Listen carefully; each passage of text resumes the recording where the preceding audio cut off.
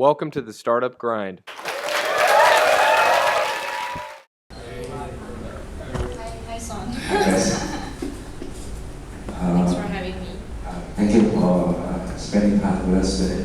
About 3 months ago, you ever talked at the Subway in Kuala Lumpur, but I believe there's still many people that don't know about you and also the talk. So we'd like to invite you to share with us again. Who were you? Where were you before you are here today? But first of all, why is it so unfair that normally Startup Grind has one grinder and now you're two? Yeah, I'm in trouble at my own place. But yes, I think Son first invited me in June or July to do the Startup Grind in Singapore, but coincidentally I was doing the Startup Grind in KL in that month, so we thought it's a bit too much. So we kind of spread it and wanted to welcome a new crowd into the new space, which is the Hub 2.0 space here. Has anyone done a tour? Have you all gone into? So later, maybe after the Q&A, we'll grab a drink and we can do a quick tour for the newcomers. So thanks for being here. I know it's a pre-public holiday night. There are many better things to do. But I hope it'll be a useful half an hour, 1 hour for you as well. So just a bit of an introduction, is it? Personally? Yeah. Or, okay. So before the hub, I had a life, and I still have a life outside of the hub. A lot of people, call me the hub girl and all that, but it's really not about me anymore. The hub is really about the community right now, and I have a great team as well. And I think we plan to get into those things more later. But I was born in Malaysia. I came here on the ASEAN scholarship when I was 16, and then so a good half of my life has been spent here and abroad as well. I came here to do JC and then went to do business in NTU, Nanyang Business School, and then really felt that Singapore at that time in 2006 was very stifling. I don't know how many of you felt that at that time, where they only valued one definition of success. You either work for a big company, be a lawyer, banker, oil trader, or you're no good, And at 23, I already felt that I will not be part of that corporate system, and was made for something else, but didn't know what it was. Sometimes you have that inner voice and inner feeling, just knowing that something is not for you, but don't really know what you want to do yet. So I just wanted to see a real country, a real world with smell and chaos and traffic and smelling a bit of poverty even. So I went to Jakarta, and I was there for 3 years. First as a consultant, this is my life, fast forward, right, condensed, and then consultant, and then helped my family expand our family business into Indonesia. We built telco towers, or finance construction of telco towers, something completely different. I still have not touched a telco tower. And then when I was 24, what I call a quarter life crisis, I really started questioning my role and my purpose in the world. Some of you might have gone through a quarter life crisis, some of you might be going through a midlife crisis, and that's when I really had a need to find a role in the world. And so that was the first time I kind of ventured into entrepreneurship and / social entrepreneurship. I started something that built libraries for children in villages. But it wasn't a charity. I'm a business person, right? So we found a business model where big companies can sponsor villages and bring education to villages. And it came in a dream when I was sleeping, but we can get to that later. And then in 2009, I got offered a scholarship by the co-founder of eBay, Jeff Bezos, to do my MBA in Oxford. So I left for the UK, and then it was an amazing year. I was literally eating dinner with Annie Lennox and having lunch with Desmond Tutu, the guy who fought against apartheid alongside Nelson Mandela. And it was really during that time that I really was standing on the shoulders of giants, and I could see how much an individual can do to change a country, to change the world, to make a dent in any unit of impact you're in. And then I went to work for Jeff in Palo Alto and spent some time in the Bay Area. At that time, I already was very interested, or even during the MBA, I kind of specialized in something called systems thinking. I really enjoy studying things as systems, as networks, and then bringing back to Asia to build something off an ecosystem, so something that is beyond just a company. So so I've been back here for 5 years, and the hub is 3.5 years old right now. You are a very courageous person. The way how you let the competition, the way how you build this model by running the book library in Indonesia, and sell responsible to company, as well as you fought to be one of 5 winner of the scholarship at Oxford. You set a very good example, very courage. And your tagline for the hub is you're not in the business selling reason, but you're selling courage. How was your real example helpful in helping you acquiring the first customers from them? I'm curious to hear about your first pitch. Yeah, so the question is how has the usage of courage helped in decision making, right? So here's the funny thing, I don't know if you agree as well, but I think the longest distance in the world sometimes is between our hearts and our head. You know, that's what some wise people say before. And a lot of people really want to be happy, and they kind of know what will make them happy internally, but it just takes a lot of courage to act on that voice, right? And I studied that a little bit with my own life, and the first venturing into entrepreneurship when I was 24, guess who are the first people who discourage you from pursuing your passion? Yeah, the people closest to you, right? Which is again a second irony of life. The father, the best friend, the boyfriend, they're all like, no, don't be crazy, right? You hear entrepreneurs get that sentence a lot, right? Don't be crazy. Get a normal paycheck, be a millionaire like your sister first, then give back, right? So the entire, what I call the immediate ecosystem, is your first enemy. And they do it out of good intention, right? It's like a protective instinct. Like, I think I know what's better for your life. No, you don't, right? So I think that was my first, I think leaving Malaysia for Singapore was a first courageous thing, but that time you were just blur. You were just like, okay, Minister of Education is giving me 200 a month, I'll just go, right? And then the next thing you know, you have sold your soul to Singapore and you have an IC in your post box. And then the next thing was really from Singapore to Jakarta. Again, that was really just listening to your inner voice. And then fighting off the dads and the boyfriend at that time was difficult. I think that part, I really just needed to say, look guys, I'm not going to talk to you for 6 months because I'm really going to do this anyways. And ever since then, I kind of have found a formula to test that courage, The first thing I do is I imagine the worst case scenario, right? What Reid Hoffman in his book, The Startup of You, would call the plan A, B, Z, ABC. So you have your plan A, you have your plan B if plan A fails, and then you have your plan Z, which is the worst case. Now, if you can accept the worst case scenario, okay, for yourself in that decision-making process, then you're fine. Then you can really go all out for plan A. I always do the exercise. Another thing I do to kind of like objectify, what's that word? Objectifies the fear, is to kind of really sketch your life out.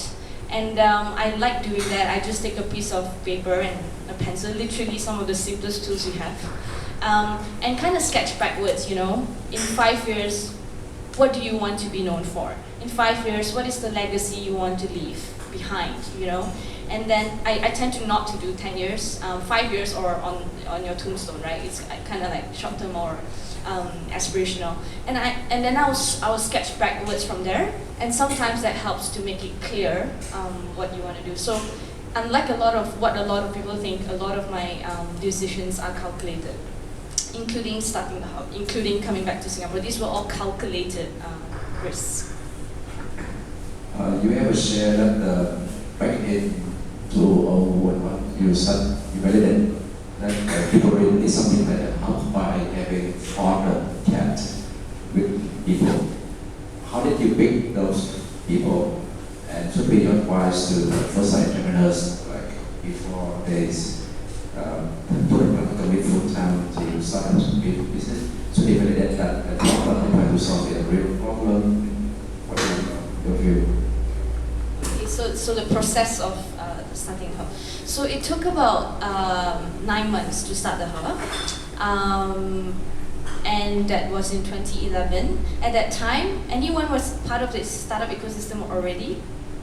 Not so much, right? Yeah. So that's indicative of Singapore at that time. It wasn't what it is today. The startup ecosystem was not, a very cool, sexy, vibrant one right now, pumping with events and talks and workshops. It wasn't like that 5 years ago. I had the hunch though that this needed to happen.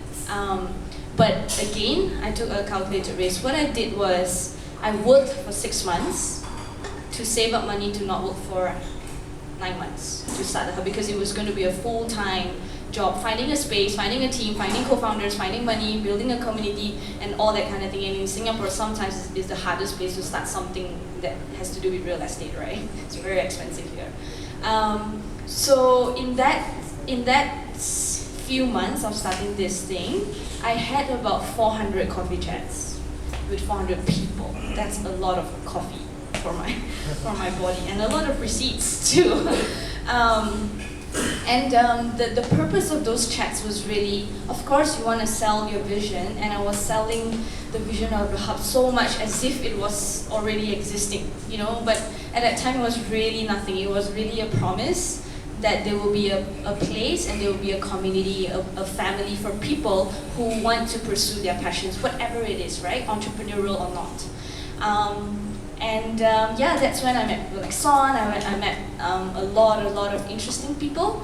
But an important part of that 400 coffee chats is also to really tease out the needs of people, and do not assume that this freaking product is needed.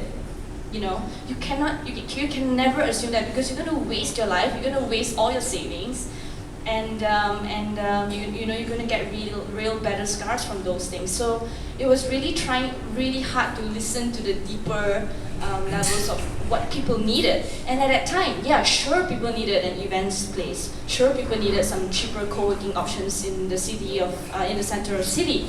But what I realized was people, above all, they needed a place to find courage. Because at that time, Singapore was still not promoting these sort of things as much today. So that's when I found that insight, oh my God, the hub is not going to be selling real estate, we're going to be selling courage. And that line, I think, has gotten a lot of people on board because it resonated. But that line could not have happened without the 400 chats, So it's a lot of hard work to find something very, very simple, like the truth. So that was really, so by the time we opened our doors on May 14th, 2012, there was already a lot of people coming. Our first 3 hubbers are still our hubbers today, after nearly 4 years.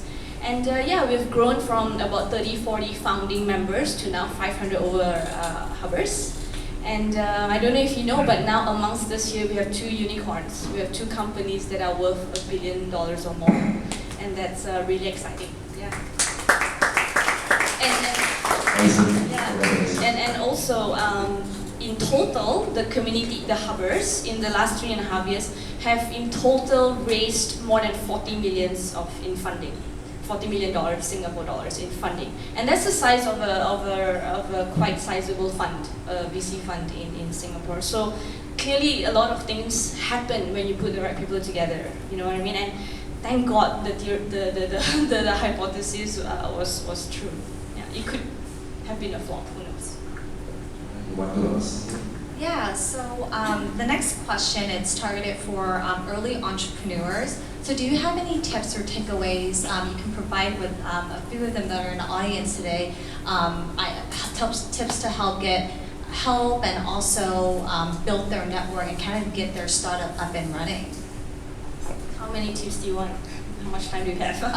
Maybe just a few, because I Just did 3? speak to a Okay. few in the audience today, and they got amazing ideas, and they just, wanted to get started or just starting up. So pretty, within the first 6 months of their startup. Yeah, so I try to normally avoid giving blanket advice because it's very much a very personal journey for each of you, for some of you, right? So that's maybe a more a one-on-one talk. But if I have to, I think the first thing is don't assume that if you're young and brave and passionate, you can be a good entrepreneur. Some of the best entrepreneurs I know I have met are people who have spent 10, 20 years in corporate. They know the problems of the industry. They have the networks, they have some funds, some savings. And then when they come out, they can really, really give a good go at cracking that problem that they have experienced for so long in the industry, whether it's banking now and fintech is disrupting that, or whether it was in hospitality or anything like that, right? So if you're a young person who is below 35, that's Singapore's definition for youth, by the way.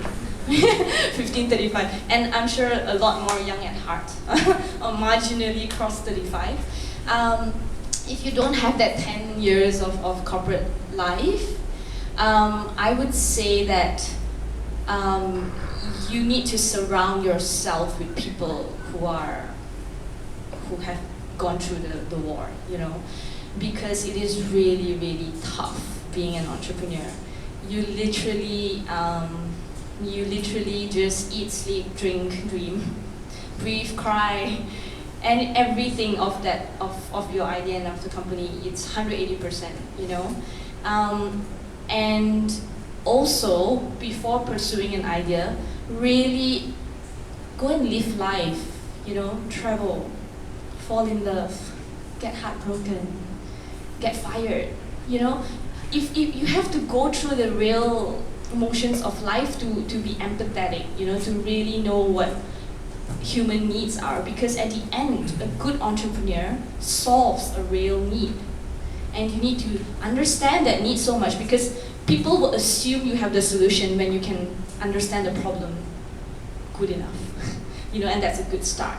So when I meet young entrepreneurs who have not even had a relationship before, or have never crossed more than 5, 6 countries, or that kind of thing, it's very hard to imagine how he or she would have the resilience, to keep going, overcoming challenges. That's the first one, right? Really live life, fall in love, get fired, whatever.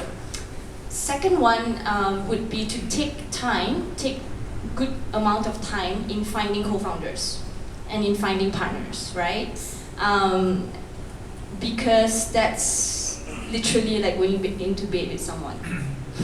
You want to go through a lot of dates first before you go to bed with someone, right, girls? Guys, I don't know. But it's the same with entrepreneurship, and it's worse in entrepreneurship because you're gonna have a baby together even before you get married. You know what I mean? You're gonna choose someone whom you're gonna bring alive, a company, an idea, a team, before you've spent enough time with that person. So really try to not get excited and get to know the person very, very well. And again, I have simple tricks to kind of know people very well. But that's for later. Yeah, so the next question is to kind of expand on that. So you did mention that you feel that you are average among the 5 people that you work with and spend the most of your time with. So how do you seek out, and how were you able to find these people that you were able to jive well with, work well with, and kind of be at your pace and at your level as you're moving up and jump-starting the hub? Yeah, so Joanna is referring to a quote I like to use a lot by Jim Roth. You become the average of the 5 people around you, right? Or you are the average of the 5 people around you. And what that really means is take control of who you spend your life with and who you spend your time with, because you can actually design that. You can choose and set boundaries on, okay, these are the people I really want to learn from or aspire to become, and these are the people who just waste my time, right? And life is so short. Life is so short. We have no time for people who bring us down, who take more energy from us than give energy. That's another indicator. So I think the point there is really you can control who you learn from, who you hang out with, who you work with. You can control that, and a lot of people maybe do not realize or do not ignore the power of designing who you want to spend your time with. So on a larger scale at the hub, we curate who can be a hubber, you know? If you offer me $1 million and you're an asshole, you can't be a hubber. We seriously select because we are exposing so many young entrepreneurs, right? So there was, I think when we were preparing for this, someone asked me, give me an example of someone you've turned down before. And it's actually a partner of a big VC fund here. I shall not name names. But he literally came up to me and said, you know, I really want to be a hubber. You've got such good deal flows here and so many entrepreneurs to support. But I only want to make shitloads of money and I don't care about the world. Right? No, not a thing to say to Grace. You know, unfortunately, that's not the spirit and the kind of person we want around here. So even the unicorns here, they're really, really nice people, you know, and they're people who want to give and receive from the community. Like Braintree is sponsors all our happy hours, all the beers you can. Sorry, we have a permanent beer tab. But this is a simple example of giving back. But yeah, we really take curation very seriously, and a lot of times things look very effortless at the top is because there's a lot of effort behind the walls, if you know what I mean. So it's the same with life.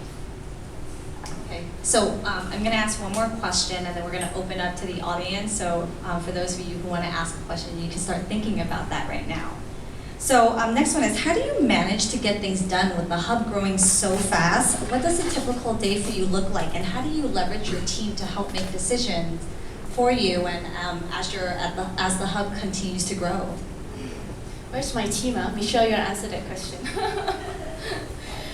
Yeah, so we have grown from 3 to 4 people in 2012 to about 12 people now.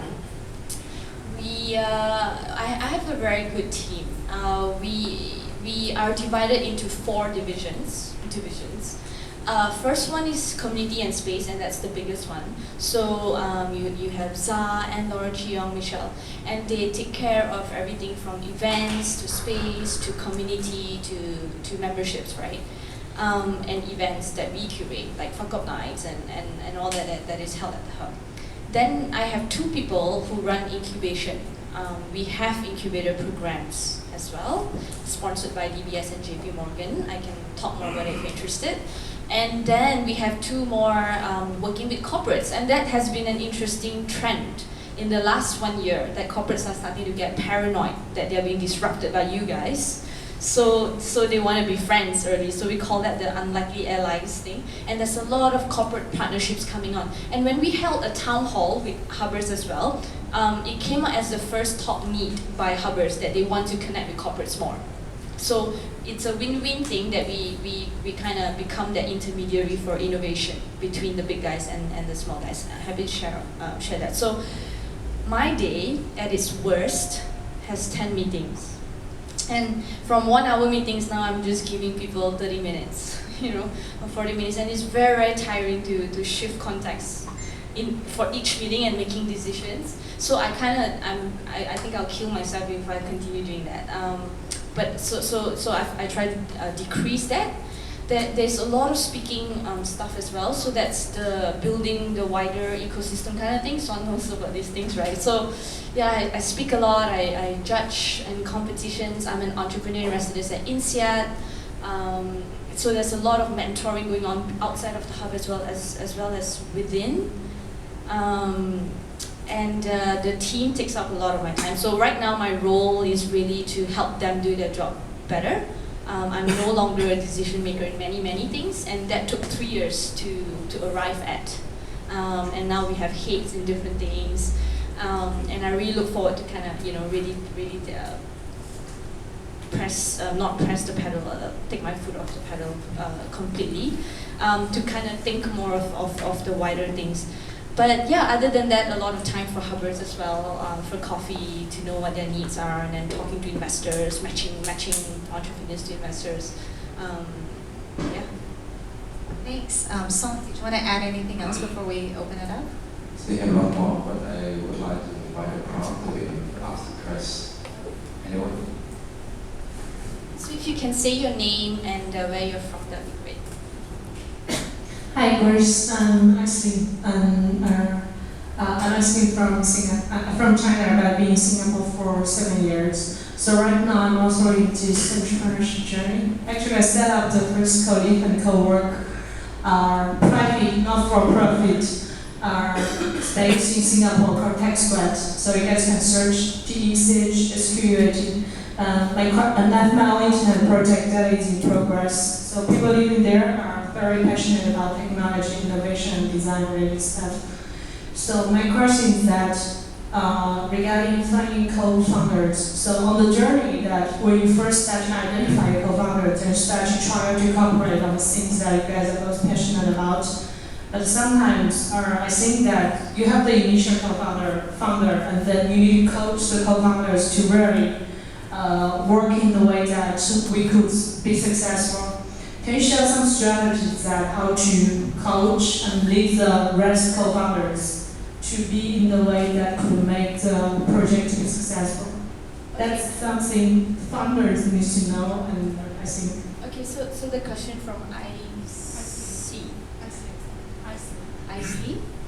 on how do you coach your co-founders to, especially at the beginning, so how do you inspire and coach co-founders to really develop in the way I appreciate the sentiment behind the question, but I think that's the wrong question to ask, because co-founders do not need coaching. Yeah, if you need to coach your co-founder too much, then you might not be the right person. Yeah, so co-founders are supposed to be on par, if not better than you are in things that you suck at. So don't confuse co-founders with team members, because co-founders have equal burden, have equal responsibility to stay awake at night, and make decisions together. So I don't think coaching, but maybe in how you choose the right people. I think it's more about inspiring. It's like they also like the same thing, passionate enough. Yeah. So again, I don't think it's about inspiring your co-founder. They should already be inspired. That's why they're with you. But in starting in the beginning of that process though, you really need to work hard in selling or in sharing your vision for the company. And you want to be very true to the core of the business, to the core of the vision. What are the values that you believe in? And how would you want to work every day together with the person? And the other person would kind of know, whether it's a match or not, and you kind of know as well. So it's really sharing the important things rather than just the tactical on the surface kind of thing. It takes a lot of conversations, and sometimes alcohol helps, because in vino veritas, right? Yeah. Stop, introduce yourself and ask a question. Hey. Hi. I'm Furkan from Turkey. We are based in Istanbul. I'm the founder of the Koala Smart Technology startup company in Istanbul. Here is my business partner, Ömer. We came from long way just to see what the entrepreneurs doing in here, and then how's the ecosystem, and then compare the stuff between Turkey and Singapore. Also, we are travelers. We are looking for some ideas when we are on the road. You mentioned this one is really important. I want to clear it again. If you travel more, the ideas come out really fast, and then the way you meet more people is really fast, and then exchange your ideas is good way. The question is that my question. I also told you we are in the incubation center of Istanbul Technical University in Turkey. We have lots of mentorship meetings, startup meetings, and lots of CEO and the general manager of the really big companies based in Turkey. Here is how's the process of application if you want to move our business in Singapore, if you want to be in here in the hub, how's the process, what the requirements are. And the second question is the angel investors or the investors behavior in Singapore. What do they look for in the entrepreneurs or in the projects or in the startup companies? what do they look for in this Asian beautiful city? Okay, so that's Thank you. actually 3 questions, right? Yeah, I'll do sorry, it I was fast. wrong. So welcome to Singapore. Is it your first time? Yes, first time. Cool. So this is a country that has both Europe and Asia in one, right? So very interesting. In many ways, Singapore is like that as well. So the first one, by traveling a lot and all, it's not just talking to people and stuff, but it's also reflecting upon the journey. And reflecting upon what you get out of that experience, you know. Sometimes a lot of Singaporeans like to go to the furthest places, but they only hang out with Singaporeans, right? That's not what I mean by traveling. And sometimes you can travel locally and regionally as well, but it's just that openness to really understanding what humanity almost. Okay, so it sounds wishy-washy, but I wish I could be clearer in something that's very important. The second one, you can start a business in Singapore by, I think you have to first spend a lot of time here to see if your model or your idea is needed, right? And how can it be tweaked to adapt to what value you can bring here, right? Without assuming again you can just parachute down and do the same thing, right? And so talk to the nodes of networks, right? People like Son and a couple of people here as well. These are people who have been around for a long time, and they can introduce you to other people, necessary people to talk to. So really spend some time. The rest is just technical, you know, whether it's registering your company online, that takes 3 minutes and $300. It's nothing, okay? You know, whether you need local directors, company secretary, all these are services we provide. It's very easy. We have shared services here in HR, accounting, lawyer, legal, company secretary, and all that. So it's very easy for anyone new. To join the hub, like I said, you have to fill up an application form online, thehub.sg, and then we will choose, we will assess. But we're quite friendly.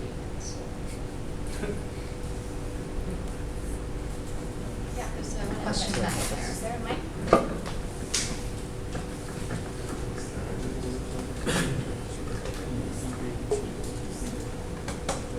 She's busy. Hi. Hi. Great talk. I'm Shishin from Singapore itself.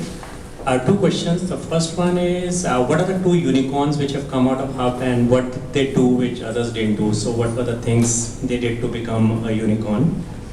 That's question 1. Question number 2 is, if one wants to be a truly global company, can you compare Singapore versus setting up an office in Silicon Valley? So there are some government grants in Singapore and some advantages, but if you have to be a truly global company, whether Singapore is the right place to start or one should be headed towards Silicon Valley? Okay, not the simple stuff. Okay, the first question. Singapore has not produced yet our first born and bred unicorn. Okay, there's a lot of articles today on Tech in Asia, when, you know, on the whole chat on when is Singapore going to produce its first unicorn. Unicorn means you're worth more than $1 billion, right? North of $1 billion. Maybe that, maybe one that is close to that. But I would say not yet. So the 2 unicorns here are from the valley. So one is Twilio. It's the messaging app behind Uber. And Braintree, I call them a unicorn, they're kind of like near there. But they are the payment platform, so fintech, payment platform behind Airbnb, behind Uber, and behind 700,000 other companies. As you know, Braintree has been acquired by PayPal. And when they launched in Singapore, they really fought very hard to not work from the PayPal corporate offices. They wanted to really be in the heart of community. So they've been with us since their day one. And they have been amazing, really. And 2 of them are the first 2 rooms, literally. Later when we do the tour, and their doors are always open to have a chat with Hubbers. So really, it's really not intimidating. You can ask them directly, you know, what did your founders do or what to get to where they are. And they're also very highly public in terms of the stories online. The second question, to be truly global, I think you can start from anywhere, but in some places it takes faster time. It's just about the efficiency, right? I think in the Valley, it is definitely easier to be global, but it's also harder because it's so competitive, you know? You probably can't get in front of a good VC fund if you are not mingling with the right people, or if your idea or your team is not good enough. In Singapore, you still have a chance, you know, because people are still friendly here. You know, we are maybe 20, 30 years behind Silicon Valley in terms of the maturity of an ecosystem. You know, we're seeing now traces of first-time entrepreneurs becoming investors. You know, first you get invested and then now you invest, or you're seeing suddenly now serial entrepreneurs, right? People who are starting multiple companies. So, but in Singapore, the challenge is that Singapore is so small. You know, the market is so small, it's 6 million people. So from day one, every entrepreneur in Singapore, based in Singapore, knows that they have to go to the ASEAN market. Okay, day one, you already know that. 660 million in population, and it's one of the fastest growing region. Now, that sounds good, and it's just maybe half an hour to 2 hours by flight, right? Very cheap flight somewhere. But the difficulty there is that every ASEAN country is so different, right? For those of you who have been to the 10, 11 ASEAN countries. That's why ASEAN as a concept takes so long to be integrated. Even that is difficult. You know, we had the Minister of Foreign Affairs during our launch and we asked him that question. So different languages, different online penetration rate, different spending power. Even some countries do not have enough credit cards and emails to even think about doing a tech startup in those countries. So very different, and again, you need to spend a lot of time and building relationships on the ground. Unfortunately, that's the case in ASEAN, but you still have India and China. I hope that answers. But there are a lot of Singapore-based companies that have managed to become regional and global as well. So those are also good people to talk to. Hi, Narayan here. You spoke about the incubation program. Can you tell about how does the process works? Should I take it one-on-one, or are there enough people interested? Yeah, okay, interested. So we have a couple. We segregate into two, right? We have one for tech startups, and then we have one for tech for good, or more the social impact ventures. So the tech ones, we have an investor in residence program and an alumni fund that we have just launched.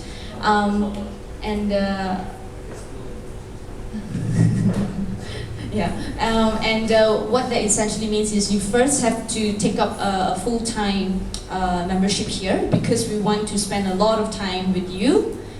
We connect you to our mentor network that is over 38 people. And then have also the unicorns and the mature ones to guide you, right? So after 6 months of being here full-time, then we start to look at, we start to look at your pitch deck and preparing you in structuring your first round of funding, okay? So your seed round. Or it could be a pre-series A, or it could be an A round, okay? And we have 10 investors in residence that would meet with you after we prep you to pitch in front of them. And that happens quarterly if we follow a routine, but we can also do, these are friends in the networks. The other two, with JP Morgan and DBS, those are for aspiring social entrepreneurs or impact entrepreneurs, because 3 years ago, that was a big gap in the market. No one was helping entrepreneurs who want to also do good with the business, right? It should be normally for-profit as well. So those, we have a 10-week program, we have a 4-month program, and we have a 9-month program. And I can tell you more. But those are very, very structured. You have workshops, you have mentors, you have coaches, you have a bit of funding, and you have the ties with the companies immediately. But that's very, very selective as well.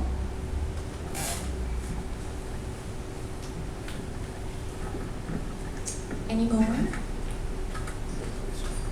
Usually, right, in Q&As, there's always one very, very difficult question. It hasn't arrived yet. Hello, Grace. Omar, You said that you've been in London and you had nice meetings, nice time, nice dinners with with CEO of billion-dollar companies over there. I just wonder what was the best experience, best thing you learned from the co-founder of eBay or another.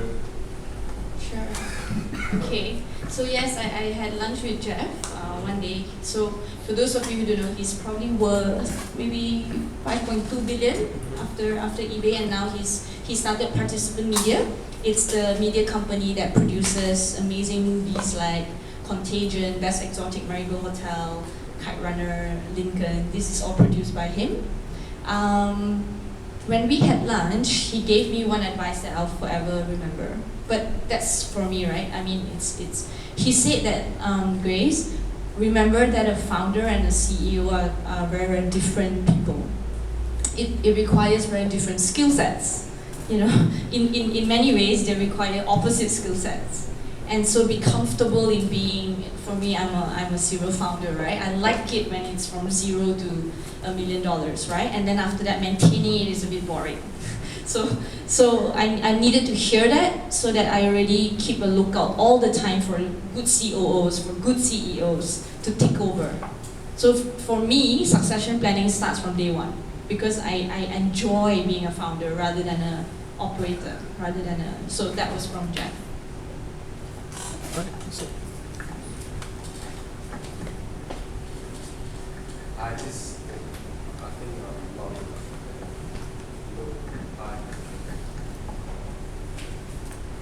Testing. Cool. Thanks for the talk. Actually, this is Kevin. I'm really come from as a entrepreneur, trying to become an entrepreneur. I guess that's the definition that probably most appropriate to me. So my question is really about, as you just mentioned, you talk about how system thinking and that part of the process. So I guess system thinking is primarily applied to more big corporates where they actually have maybe my definitions around for them to implement a system. So I really want to get your perspective on how you apply those system thinking to a startup and how you can bring those advanced system thinking from the Valley to Asia. So basically that's my question. Yeah. Thank you. So system thinking is a way to look at the world. Okay, it's not for corporates only. A lot of the best entrepreneurs are system thinkers.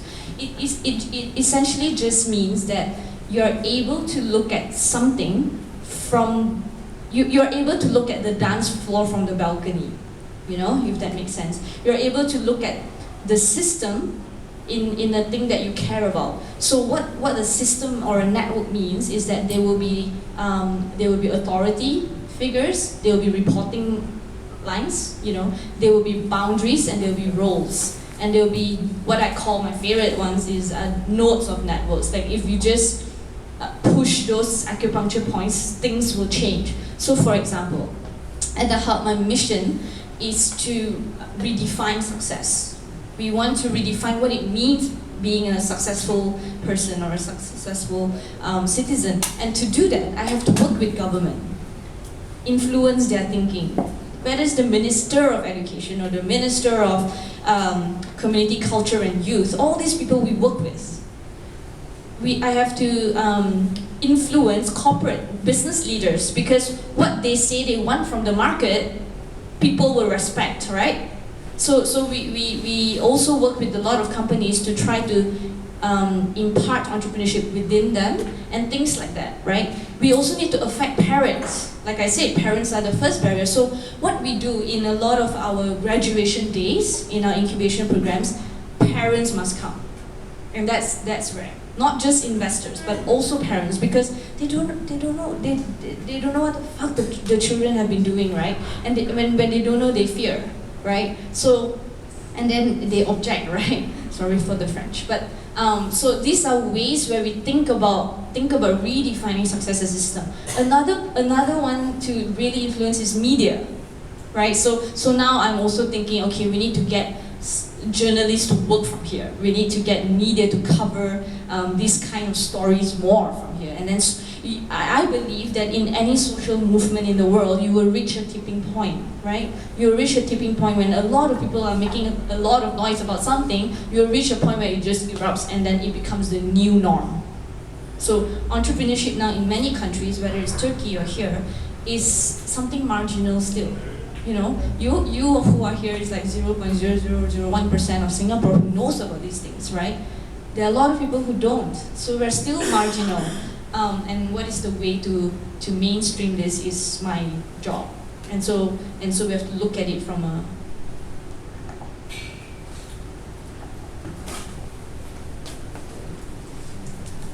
this guy over here, Rolf, specializes in system thinking. He's a PhD student at INSEAD, so you need to grab him.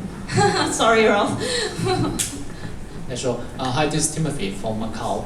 I spent some time when I was studying uni in Hong Kong about social entrepreneurship, and I really appreciate the idea.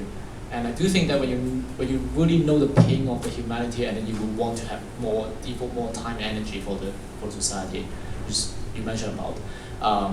My first question for you is more personal. Since you said that you already create like a library for Indonesia, and now you said that you create a hub here for encourage the entrepreneurship. Are you taking this as your lifelong project, or you actually want to create more projects more than that? Okay, so it's the difficult one, okay. Yeah, and then second question is for me you myself. sound like a therapist. No, this is linked to my second question, because now I'm still 22, something like that. So I have no ideas about the startup, and I'm still working at IBM, just relocated from Hong Kong here. So I have no clue about anything. So just want to have more about the ideas and stuff.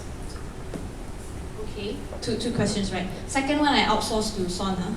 Go and have a chat with him, and you know a lot about entrepreneurship, and then also spend time here with Hubbers.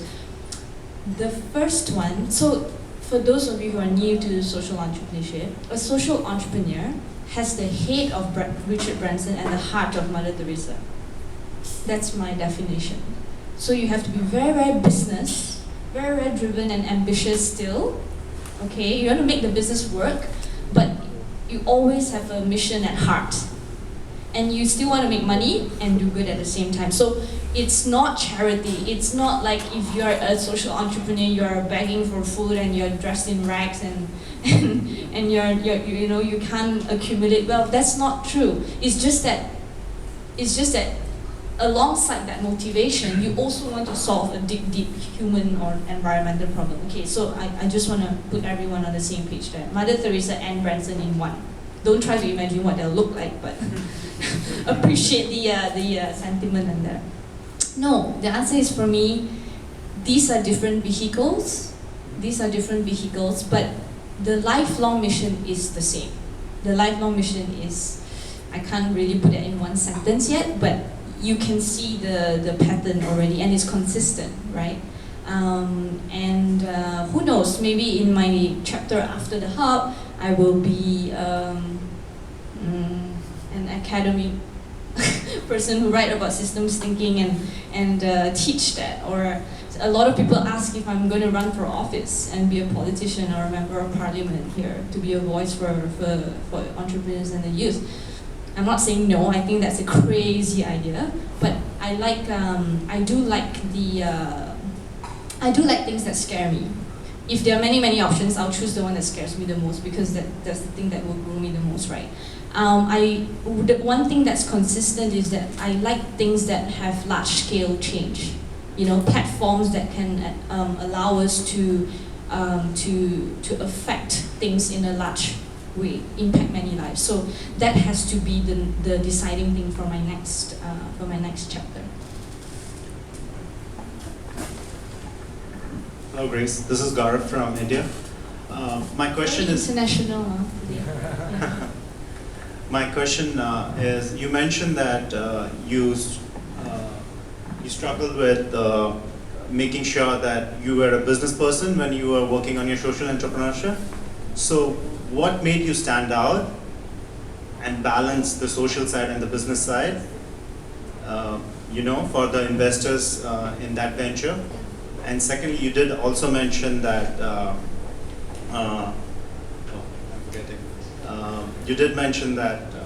you had a formula for success for every next step. So was it that you knew yourself very well, or how did you figure out the next step? What was the process? Okay, the first one is actually very simple. You first have to be an entrepreneur. Entrepreneur and social entrepreneurs are made from the same fabric. It's the same cloth. It's just that the social entrepreneur needs a purpose beyond self. Okay?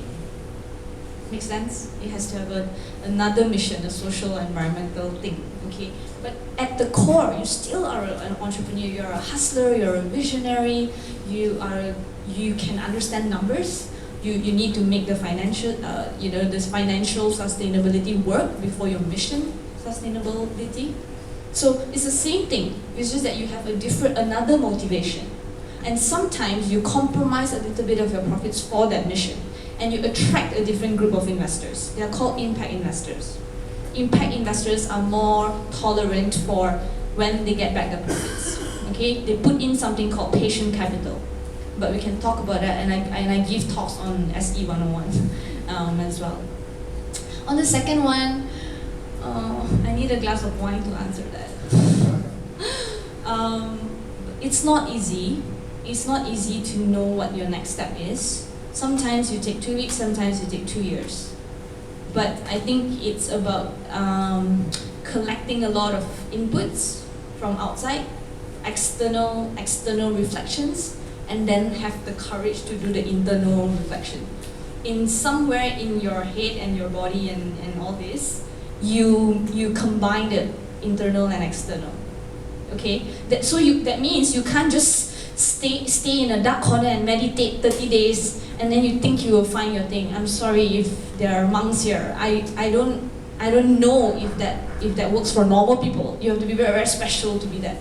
And it also doesn't work just going for networking session after networking session, read every book and be everywhere and not do that deeper work, that inside work. You have to do both. And surround yourself with really wise people who value this kind of life searching kind of stuff. And then you will get there. You will get clearer and clearer and clearer. And also remember that good decisions come with good options. So first expand that possibility of options, right? Then say no, no, no, no, no, no, and then the final thing. So I don't know if that helps, but start with drawing first, drawing your life. That itself, I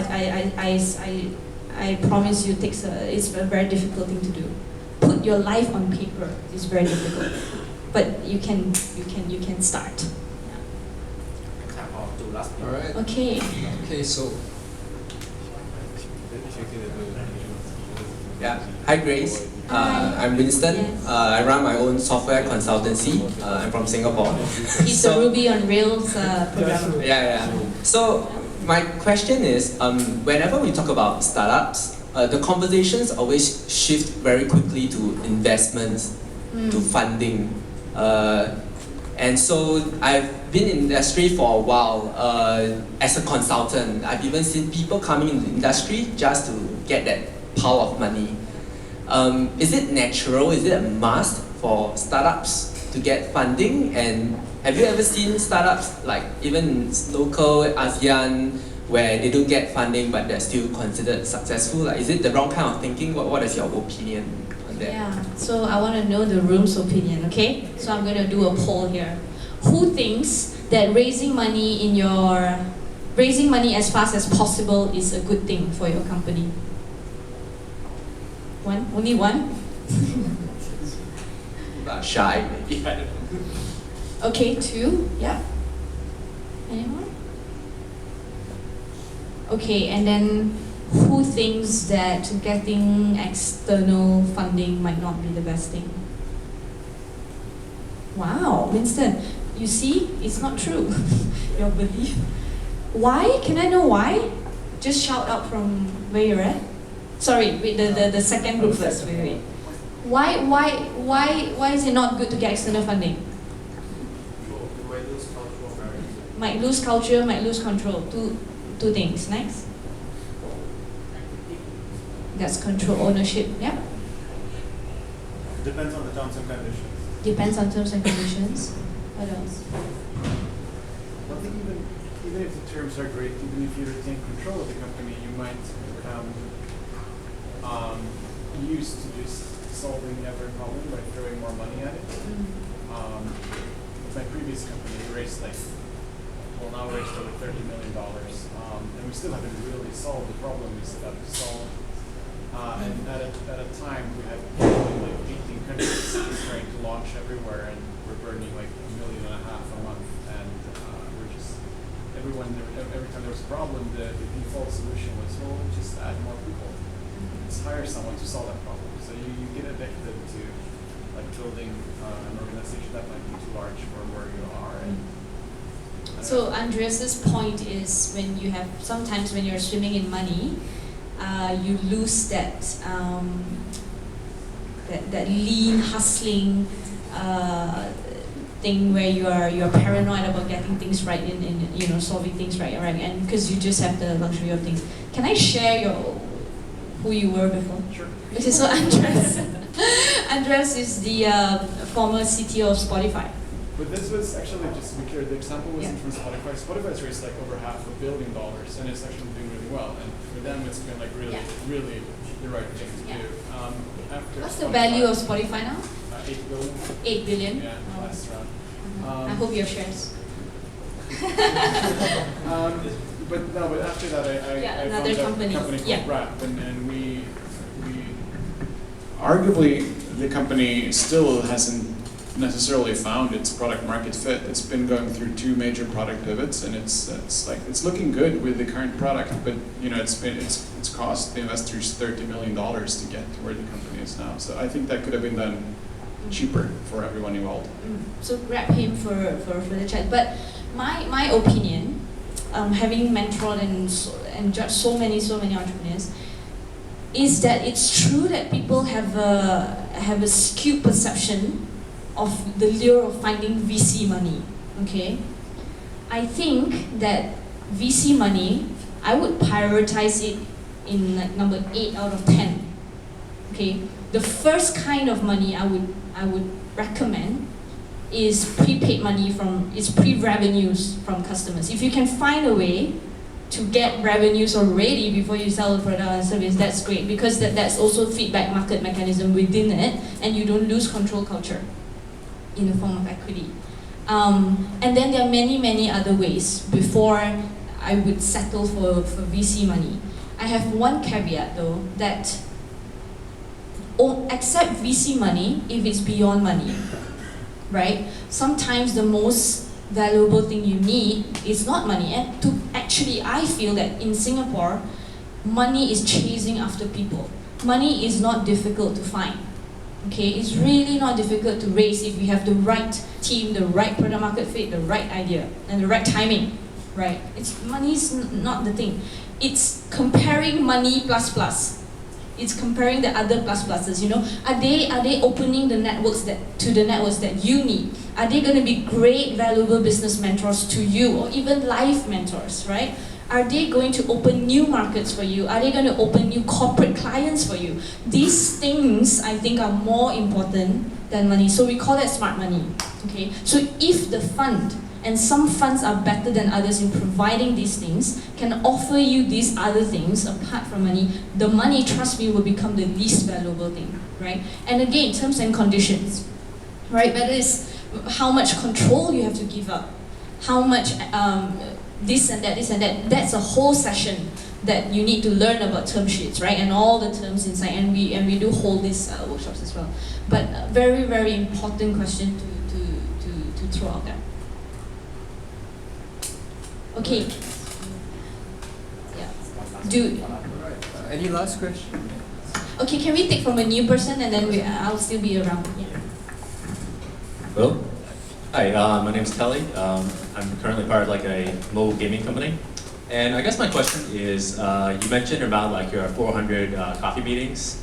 And I guess do you have any particular examples where the meeting, let's say it's a person, I'm sure every single meeting you have certain expectations, this guy's important or this one's less so, but I'll meet him anyways. Do you have any examples where somebody you had higher expectations turned out to be very disappointing, or you have low expectations and they turned out to be very, very useful? Wow. I'm trying to recall, but even now, right, the many meetings I have, I think in that beginning, in those early stages, in the community building stages, my expectations were low, right? But for the few things I need, right, whether it's money, space, the team, you will eventually meet the right person. It may not be that first